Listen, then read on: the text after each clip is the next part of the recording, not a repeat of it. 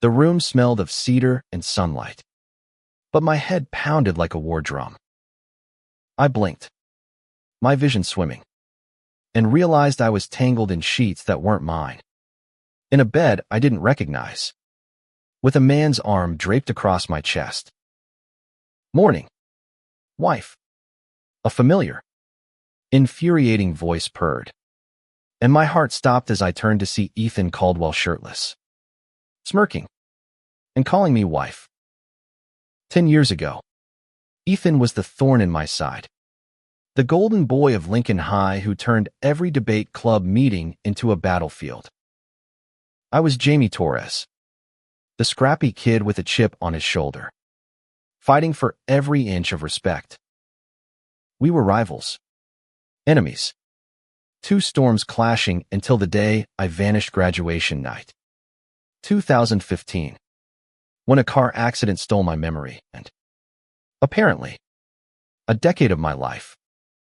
Now, here I was, in 2025, waking up in a Brooklyn apartment next to the man I'd sworn to hate forever. Ethan's hazel eyes sparkled with mischief as he propped himself up on one elbow, his bare shoulder catching the morning light. "You're staring, Jamie," he teased, his voice low and warm, like he'd said it 1,000 times before. My stomach flipped, not just from the shock, but from the way his gaze softened, like I was something precious. "What the hell is going on?" I croaked, shoving his arm off me and scrambling to the edge of the bed. My hands shook as I noticed the silver band on my ring finger. A wedding ring. My wedding ring. Ethan's matching one glinted as he stretched, unbothered by my panic. "You always get like this when you oversleep," he said, chuckling. "Coffee's on. Want me to make your usual?" I stared at him, my mind racing. My usual? Ethan, I don't even know where I am. Last thing I remember, we were screaming at each other over the debate team's budget. And now you're calling me wife. Are you insane? His smile faltered, and for a moment, something raw flickered in his eyes hurt.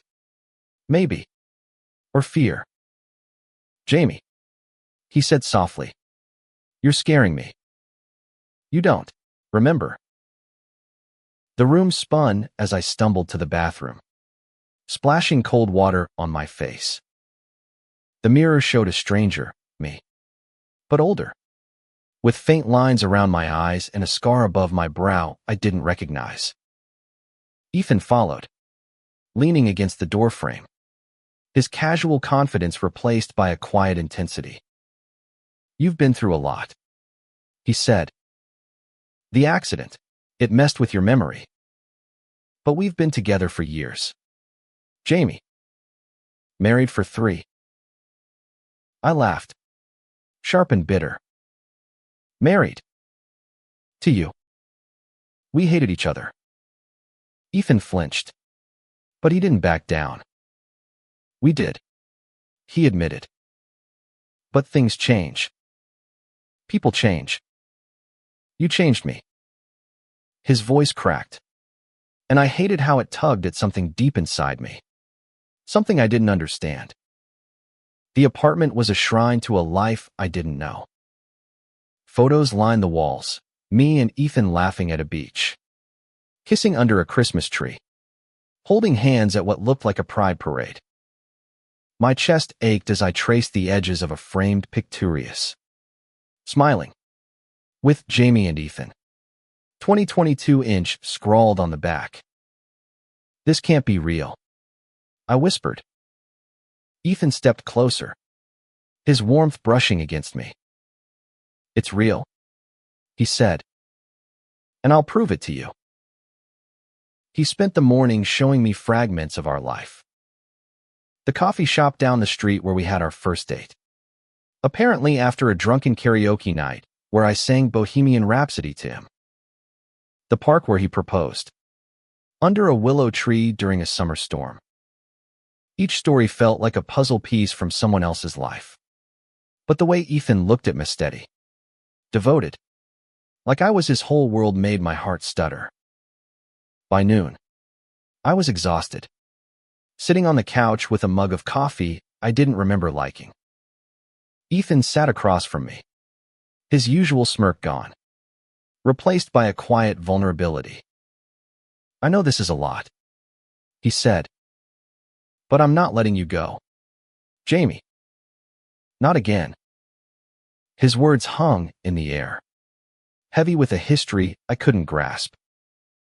That night, I found a journal in the nightstand, its pages filled with my handwriting. Entries from 2016, 2018, 2020 years I'd lost detailing moments with Ethan. One entry, dated 2 years ago, stopped me cold. "Ethan kissed me tonight, and I didn't push him away.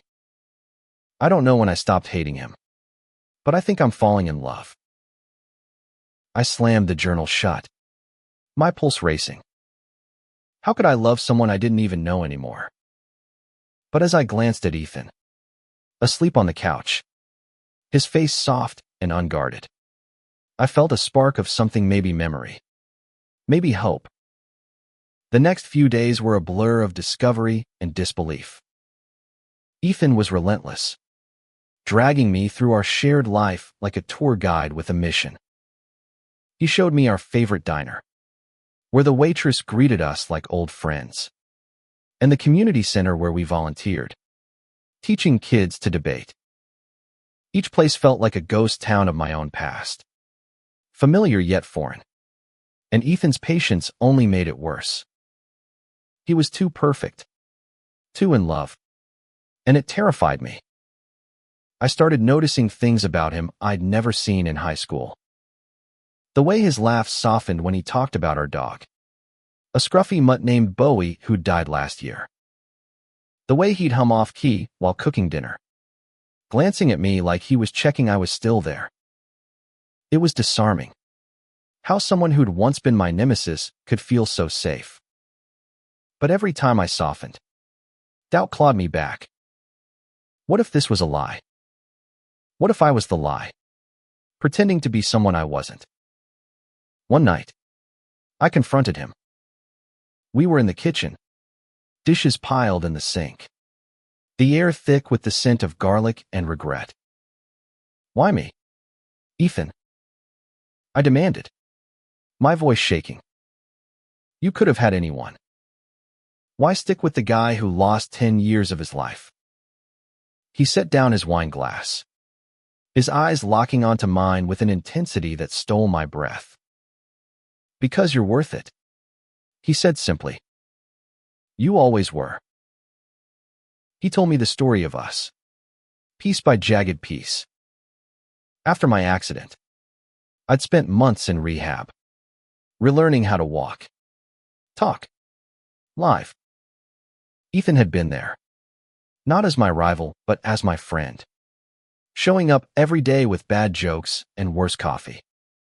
"You hated me at first," he said, a wry smile tugging at his lips. "But you started to laugh at my jokes. And then, you started to look at me like I wasn't the enemy." I wanted to believe him, but the gaps in my memory were a chasm I couldn't cross. What if I never remember? I asked, my voice barely a whisper. Ethan reached for my hand, his touch warm and steady. "Then we make new memories," he said. "Starting now?" The next day, he took me to the hospital where I'd recovered. The sterile halls triggered flashes of memory-blurry images of Ethan's face, his hand squeezing mine, his voice promising I'd be okay. I froze in the hallway, my breath hitching as a fragment of the past surfaced. Ethan, sitting by my hospital bed, reading me poetry I'd mocked in high school. "You stayed," I whispered, turning to him. He nodded, his eyes glistening. "Always." But not everyone was thrilled about our reunion. Ethan's sister, Claire, cornered me at a family dinner that weekend. "He's given up everything for you," she said, her voice sharp. "His career, his freedom. Don't break him again." Her words cut deep, revealing the weight of Ethan's devotion and the pressure on me to be the man he loved, not the stranger I felt like. That night, I found another journal entry. This one from 2019. "Ethan says he loves me, but I'm scared I'll never be whole again. What if I'm not enough?" The words echoed my fears, and I realized I wasn't just fighting to remember, I was fighting to deserve the life I'd been given. Ethan found me crying on the balcony, the city lights blurring below. He didn't say anything, just pulled me into his arms, his heartbeat steady against my chest. "I'm not him," I mumbled. "The Jamie you married. I don't know if I can be." Ethan tilted my chin up, his eyes fierce. "You're still you," he said, "and I love every version of you." His kiss was soft at first, tentative, like he was afraid I'd pull away. But I didn't. I kissed him back, desperate and searching, chasing a memory I couldn't name but felt in my bones. For the first time, I believed I could find my way back, not to the past, but to him. The weeks that followed were a dance of hope and hesitation. Ethan and I rebuilt our life, moment by moment, but the shadow of my lost years lingered. I started therapy, digging into the trauma of the accident, and each session brought fragments of memory. Ethan's laugh, our first kiss, the day we said "I do." But with every step forward, guilt gnawed at me. I wasn't just rediscovering love. I was rediscovering myself, and I wasn't sure I liked who I'd become.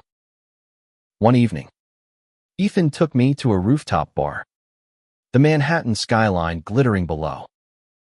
"This is where we came after you got out of the hospital," he said, handing me a glass of wine.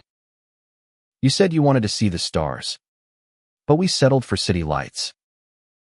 I laughed, the sound surprising me, and for a moment, I felt like the Jamie he loved, bold, alive, his. But the past wasn't done with us. At a friend's party, I met Ryan, an old classmate who'd known us in high school. "You two were always a train wreck waiting to happen," he said, smirking over his beer.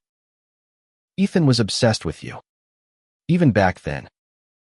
Used to write your name in his notebooks like a lovesick puppy." I froze, the revelation hitting like a freight train. Ethan, my rival, had loved me all along. When I confronted him, Ethan didn't deny it. "I hated how much I wanted you," he admitted, his voice raw. "You were so fierce, so alive. I didn't know how to tell you, so I fought you instead." The confession cracked something open in me, and I kissed him under the streetlights, the world fading until it was just us. The final piece fell into place on our anniversary. Ethan planned a quiet night at home, cooking my favorite meal, lasagna, because apparently I'd begged for it during recovery. As we sat on the couch, Bowie's old collar in his hands, he told me the truth about the accident. "You were driving to meet me," he said, his voice breaking. "I'd texted you to come to a party, to talk things out. If I hadn't," I stopped him, my hand on his cheek. "It wasn't your fault," I said, and for the first time, I meant it. The guilt wasn't his to carry, just as it wasn't mine to bear alone. We'd both been shaped by the past, but we could choose our future. That night, I wrote a new journal entry. "I don't remember everything, but I remember loving you. That's enough." As I slipped into bed, Ethan's arms wrapped around me. I realized the truth. Love wasn't about reclaiming the past, it was about building something new. Together. We weren't perfect. We'd fight, laugh, cry, and stumble.